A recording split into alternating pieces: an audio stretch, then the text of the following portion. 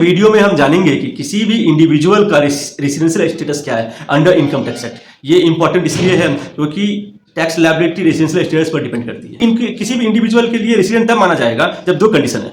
पहला condition A, individual should be resident in India for 182 days और मोर। यदि 182 दिन या उससे अधिक इंडिया में रहेगा तो, और या 182 days या 60 days or more in that tax year and 365 days or more during 4 years immediately preceding that tax year। इस दोनों में से कोई एक फुलफिल रहेगा तो वो इंडिविजुअल माना जाएगा कि रेसिडेंट है।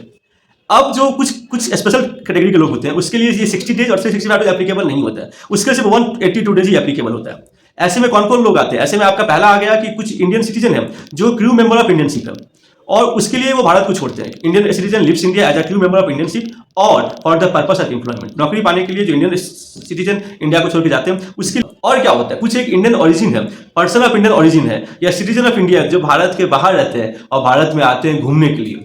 उस केस में भी क्या होगा, उस केस में भी जो 60 डेज है ये और 365 डेज ये एप्लीकेबल नहीं होगा। तो इन दोनों कैटेगरी के लोगों के लिए जस्ट एक ही क्राइटेरिया है, 182 डेज और मोर ड्यूरिंग रिलीवेंट टैक्स ईयर। समझ गए आपको?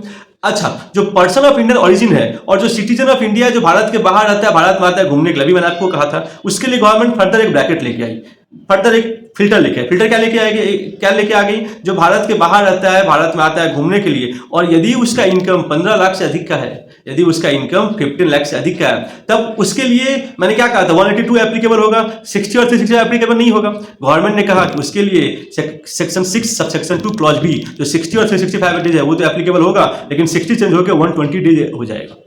मतलब 120 days during that tax year and 365 days during 4 years. इसका मतलब ये हो गया कि कोई सिटीजन ऑफ इंडिया है या पर्सन ऑफ इंडियन ओरिजिन है जो भारत के बाहर रहता है, भारत में आता है घूमने के लिए और उसका इनकम 15 लाख से अधिक का है, Indian source of income, not foreign source of income, Indian source of income, उस केस में रेसिडेंट होता माना जाएगा जब वो 182 डेज रहेगा ड्यूरिंग दैट टैक्स ईयर और 120 days during that tax year and 365 days during 4 years immediately preceding that tax year.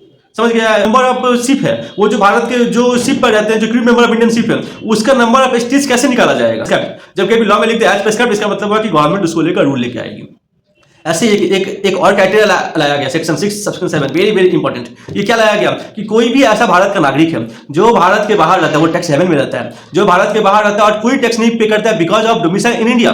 Tax इसलिए पे नहीं करता उस कंट्री में क्योंकि भारत का वो डोमिसाइल है और उसका इनकम 15 लाख से अधिक का है और Indian source of income, not the foreign source of income. चलो डायरेक्टली आपका रेसिडेंट माने जाएंगे। जो किसी और देश में टैक्सेबल नहीं है तो वो आपका भारत में टैक्सेबल माना जाएगा यदि आप भारत के नागरिक हो और उस देश में टैक्स नहीं पे करते हो। तो ये जो अभी जो मैंने बताया था कि किसी ऐसे टैक्स हेवन कंट्री में रहते हो, ये एप्लीकेबल नहीं होगा यदि वो इंडिविजुअल ऑलरेडी कवर्ड है। जो मैंने पीछे कहा था पर्सन ऑफ इंडियन ओरिजिन में 226 के अंदर में जो पहले कवर किया गया, यदि वैसे कवर्ड है तो वो इसके अंदर में फिर से नहीं, उसके ऊपर सेक्शन 6 7 एप्लीकेबल नहीं होगा।